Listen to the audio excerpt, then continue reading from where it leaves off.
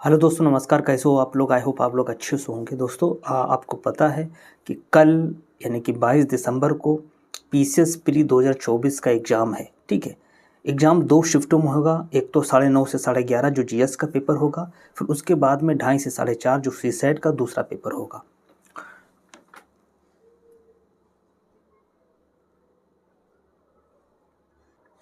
दोस्तों, जो इसमें ध्यान देने वाली एग्ज़ाम की बात है, देखिए आपको पता है कि जो रूल चेंज हुए हैं, नए रूल चेंज हुए हैं, उस अकॉर्डिंग बहुत सख्त कर दिया गया है नियम। ठीक है, बहुत सख्ती बरती जाएगी।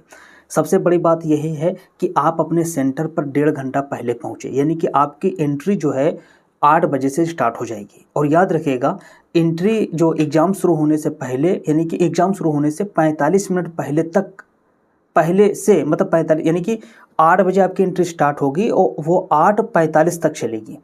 8:45 के बाद में आपकी एंट्री नहीं होगी, यानी कि जो आपका एग्ज़ाम 9:30 से स्टार्ट है, उससे 45 मिनट पहले एंट्री बैन हो जाएगी, बंद हो जाएगी। तो आप प्लीज़ अपने सेंटर पर टाइमली पहुँचें। ठीक है। दूसरी बात यह है कि कोई भी मतलब जो है अनुचित साधनों का इस्तेमाल ना करें, कतई भी ना किसी को सवाल का जवाब बताएं, ना किसी से पूछें।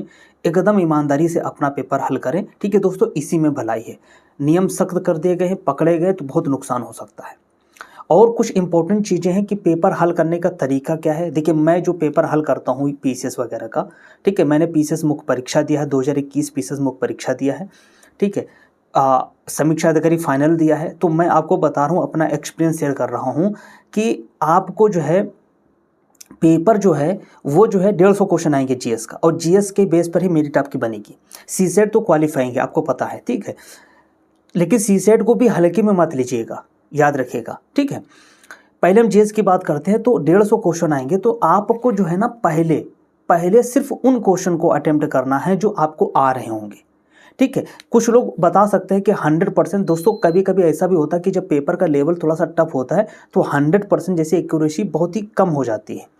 तो मैं आपको बताऊंगा कि अगर 70 प्लस वाले 70%, 75%, 80%, 90%, 100% वाले क्वेश्चन होंगे, ऐसे हो कि आपको लग रहा कि ये है, तो मतलब आप मार दीजिएगा। मतलब ऐसे क्वेश्चन करिएगा, ज़्यादातर ऐसे क्वेश्चन करना है आपको पहले बार में कि जो आपको आ रहे हों, थोड़ा बहुत फंस रहे हो, आ रहे हों।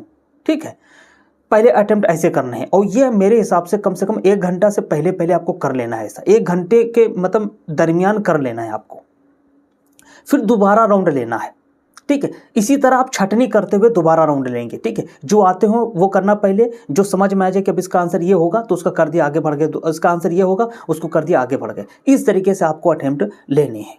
ठीक है, याद रखिए, जो कतई नहीं आ रहा हो, आपको समझ ही नहीं आ रहा हो कि एकदम ब्लंडर हो कि मतलब इसका कोई आंसर पता नहीं है, तो ना मारिएगा, क्योंकि आपको पता है 1/3 नेगेटिव मार्किंग है, उससे नुकसान हो सकता है। ठीक है, तो आप जैसे मैंने बताया, इस टेक्निक से अगर आप पेपर हल करेंगे, सॉल्व करेंगे, तो जो है मुझे लग रहा है कि इसमें सही होने के चांसेस ज़्यादा होंगे और गलतियाँ कम होंगी।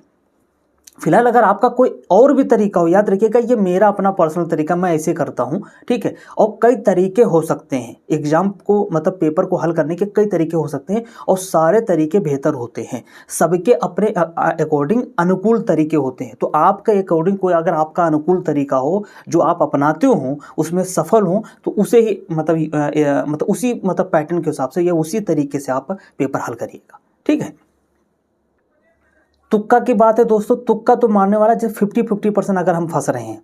ठीक है, 50% हम फंसे, जैसे कि 4 ऑप्शन है, 4 ऑप्शन में 2 एलिमिनेट कर दिया आपने, 2 बचे, 2 बचे आपके ऑप्शन। ठीक है, अब उसमें अगर 50% आप श्योर हो रहे हैं कि इसमें ये हो सकता है तो मार दीजिए। ठीक है, 30%, 40% से एबव वाले तो ठीक है, और उससे कम है तो फिर गलतियां होंगी। ठीक है, तो तुक्का इस हिसाब से आप लगाइएगा, और अगर आप तुक्का लगाने में माहिर हों तो फिर जो है वैसे एलिमिनेट अगर आप क्वेश्चन कर ले, चूंकि पीसीएस वगैरह में जैसे कि आईएएस वगैरह में क्या एलिमिनेशन की थ्योरी खत्म कर दी गई, जैसे कि केवल 1, केवल 2 सही, केवल 3 सही, इस तरीके क्वेश्चन देकर आंसर ऑप्शन देकर, ठीक है, वो खत्म कर दी गई। यूपीपीएससी में अभी ऐसा नहीं है, शायद हो सकता है मे बी, ठीक है, लेकिन अभी तो ऐसा नहीं है। वहाँ पर एलिमिनेशन थ्योरी आप इस्तेमाल कर सकते हैं, उससे जो है तुक्का लगाने में भी आसानी रहती है।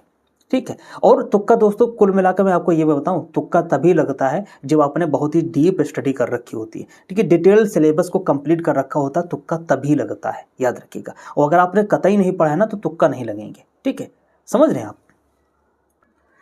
रही बात कि अटेम्प्ट कितने लें, कि कितने अटेम्प्ट लें 150 में से जो ज़्यादा सेफ रहेगा दोस्तों, तो सबका अपना अपना लेवल है। मैंने कई लोगों को ऐसे देखा है कि 100 अटेम्प्ट लेते हैं और उनके जो है 70, 75, 80, 90 सही होते हैं, 10 गलत होते हैं, 95 सही होते हैं, 5 गलत होते हैं। इतनी ज़्यादा एक्यूरेसी के साथ में वो अटेम्प्ट लेते हैं।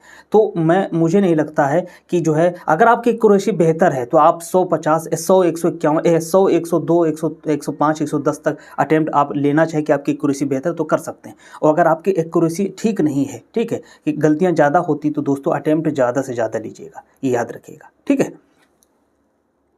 फिलहाल कल के लिए आप सभी लोगों को मेरी तरफ से शुभकामनाएं, ऑल द बेस्ट दोस्तों। अच्छे तरीके से एग्जाम दीजिएगा और कूल माइंड से एग्जाम दीजिएगा, ठीक है। पहले पेपर अगर आप देखिएगा खोलिएगा, अगर टफ आ रहा तो हड़बड़ाइएगा ना, ठीक है। वहाँ पर ना ही एकदम से अपने जो मोरल को डाउन करिएगा, ठीक है, क्योंकि आपके आगे जो पेपर आप पलटेंगे ना तो वो थोड़ा सा ईजी मिलेगा, ठीक है। तो पेपर पूरी तरीके से, कभी कभी ऐसा हो जाता है कि चूंकि सीरीज के हिसाब से है, आपके पास जो पेपर आया उसमें पहले जो क्वेश्चन होंगे वो टफ होंगे, वहीं आगे जो है कुछ क्वेश्चन ऐसे होंगे जो इजी होंगे, ठीक है। तो घबराना नहीं है आपको, एकदम पीसफुल होकर जो है कूल माइंड से आपको पेपर देना है, ठीक है दोस्तों। चलिए फिर कल शाम को बात करते हैं कि पेपर का लेवल कैसा है, कैसा रहा, और जो भी होगा उसको कल शाम को डिटेल में बात करते हैं, ठीक है दोस्तों। सभी लोगों को मेरी तरफ से ऑल द बेस्ट, नमस्कार।